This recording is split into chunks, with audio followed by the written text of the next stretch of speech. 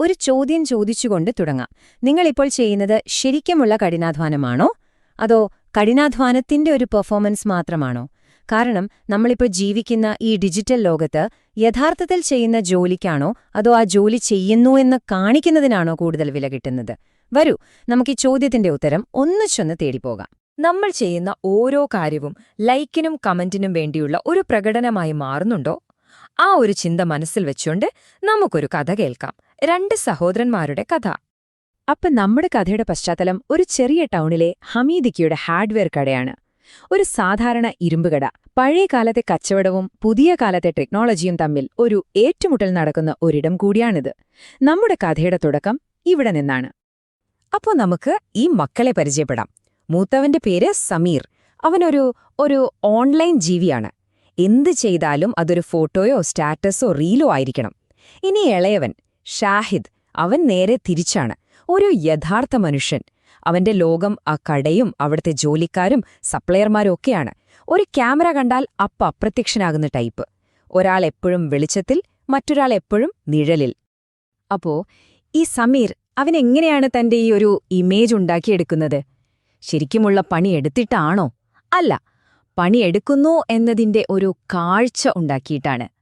അതെങ്ങനെയാണെന്നല്ലേ നമുക്ക് നോക്കാം. ദാ ഇത് നോക്കൂ. കമ്പ്യൂട്ടറിന് മുന്നിൽ എപ്പോഴോ ഇരുന്നൊരു ഫോട്ടോ. ക്യാപ്ഷൻ എന്താ? കഠിനാധ്വാനം ഒരിക്കലും പരാജയപ്പെടില്ല.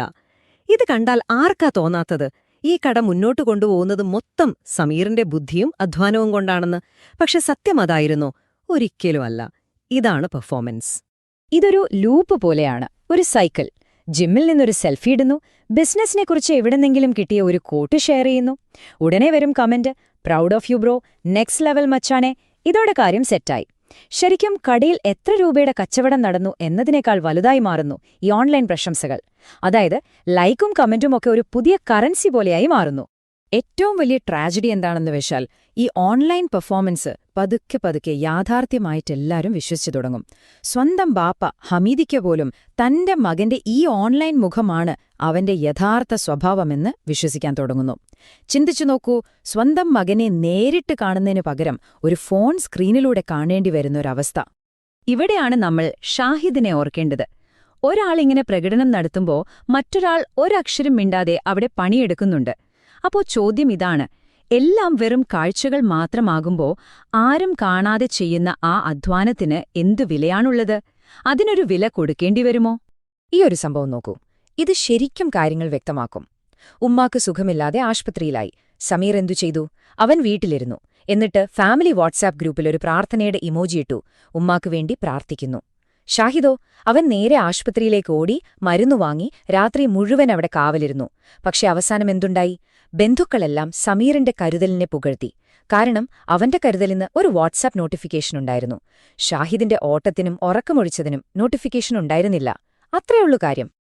നമ്മൾ ഈ കണ്ട പ്രതിഭാസത്തിന് ഒരു പേരിട്ടാലോ? Silence tax. അതായത് നിശബ്ദതയ്ക്ക് കൊടുക്കേണ്ടി വരുന്ന ഒരു പിഴ.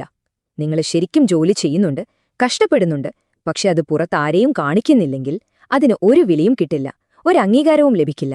ഇതാണ് ഷാഹിദ് തന്നെ ജീവിതത്തിൽ അടച്ചുകൊണ്ടിരുന്ന ആ ടാക്സ്.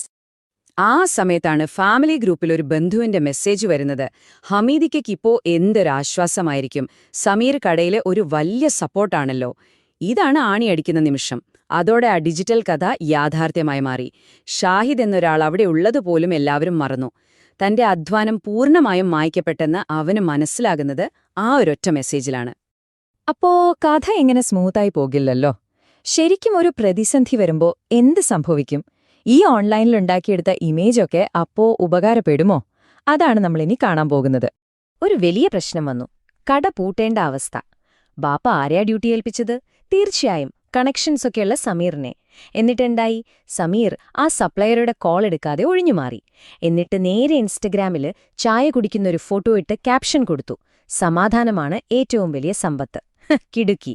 അതേസമയം ഷാഹിദ് എന്തു ചെയ്തു? അവൻ മിണ്ടാതെ ആളുകളെ പോയി കണ്ടു, സംസാരിച്ചു, വേണ്ടി വന്നാൽ വഴക്കിട്ടു. അവസാനം ആ പ്രശ്നം മുഴുവനായി പരിഹരിച്ചു.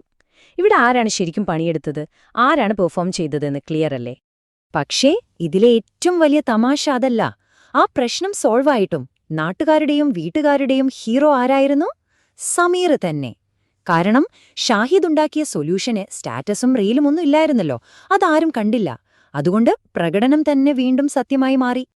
അപ്പോ ഇങ്ങനെ ലൈക്കുകൾക്ക് വേണ്ടി അധ്വാനത്തെ തഴഞ്ഞാൽ അതിന്റെ അവസാനം എന്തായിരിക്കും? നമുക്ക് കഥയുടെ അവസാനത്തിലേക്ക് പോകാം. അവസാനം സഹികെട്ട ഷാഹിദ് ആ വീടും നാടും വിട്ടുപോകുന്നു. പക്ഷേ അവൻ അതിനെക്കുറിച്ചൊരു പോസ്റ്റുമിട്ടില്ല. അതുകൊണ്ട് എന്തുണ്ടായി? ദിവസങ്ങളോളം അവൻ അവിടെ ഇല്ല എന്ന കാര്യം ആരും അറിഞ്ഞതുപോലുമില്ല. കാരണം ഒരു മനുഷ്യൻ ശരിക്കും അപ്രത്യക്ഷനാകുന്നതിന് നോട്ടിഫിക്കേഷനൊന്നുമില്ലല്ലോ. എന്തൊരു വിരോധാഭാസമാണല്ലേ ഇത്? ഷാഹിദ് പോയതോടെ കാര്യങ്ങൾ മാറിത്തുടങ്ങി. ഒന്നാമത്തെ ആഴ്ച കച്ചവടം കുറഞ്ഞു. മൂന്നാമത്തെ ആഴ്ചയായപ്പോഴേക്കും ഒരാണിക്ക് എത്ര രൂപയാണെന്ന് പോലും അറിയാത്ത സമീറിന് കട നടത്താൻ പറ്റാതായി. നാലാമത്തെ ആഴ്ച സമീറിന്റെ ഓൺലൈൻ പോസ്റ്റുകൾ നിന്നു. അപ്പൊ നാട്ടുകാർ ചോദിക്കാൻ തുടങ്ങി, അയ്യോ, സമീറിന് എന്തു പറ്റി? അവനിപ്പോ ഓൺലൈനിൽ കാണാനേ ഇല്ലല്ലോ. കട പൂട്ടാറായതിലല്ല, സമീർ ഓൺലൈനിലില്ലാത്തതിലായിരുന്നു എല്ലാവർക്കും സങ്കടം. ആ സമയത്ത് കടയില് തനിച്ചിരുന്ന ആ ബാപ്പ ഹമീദിക്ക പഴയ കണക്ക് പുസ്തകത്തിലെ ഷാഹിദിന്റെ കൈയക്ഷരത്തിലേക്കും തന്റെ ഫോണിലെ സമീറിന്റെ ഫോട്ടോകളിലേക്കും മാറി മാറി നോക്കുകയായിരുന്നു. അദ്ദേഹത്തിനെല്ലാം മനസ്സിലായി. പക്ഷേ ഒന്നും മിണ്ടാനായില്ല. തനിക്ക് തെറ്റുപറ്റിയെന്ന് സമ്മതിക്കാനാവാതെ ആ സത്യവും ഉള്ളിലൊതുക്കി അദ്ദേഹം അവിടെയിരുന്നു. അതെ, ഇതാണ് ഈ കഥയുടെ കാതൽ. ഡിജിറ്റൽ ലോകം അതിന്റെ തെറ്റുകൾ ഒരിക്കലും ശരിയായ സമയത്ത് തിരുത്താടില്ല. കെട്ടിപ്പൊക്കി ഇമേജുകളൊക്കെ ഒരു നാൾ തകർന്നു വീഴും. പക്ഷെ ആ സത്യം എല്ലാവരും തിരിച്ചറിയുമ്പോഴേക്കും ചിലപ്പോ ഒരുപാട് വൈകിപ്പോയിട്ടുണ്ടാകും. ഒരു നിമിഷം ഈ കഥയിലെ സമീറിനെ കുറ്റം പറയുന്നതിനു മുൻപ് നിങ്ങളുടെ ഫോണിലേക്കൊന്ന് നോക്കൂ. ഒരുപക്ഷെ നിങ്ങളുടെ ഉള്ളിലും ഇങ്ങനെയൊരു പെർഫോമർ ഒളിച്ചിരിപ്പുണ്ടാകില്ലേ? ആരാണ് യഥാർത്ഥ കുറ്റവാളി? സമീറോ, അതോ ഇത്തരം പ്രകടനങ്ങൾക്ക് ലൈക്കും കമന്റും കൊടുത്ത് പ്രോത്സാഹിപ്പിക്കുന്ന നമ്മൾ ഓരോരുത്തരുമോ? ഈ ചോദ്യം നിങ്ങൾക്കായി വിടുന്നു. ചിന്തിക്കുക. വീണ്ടും കാണാം.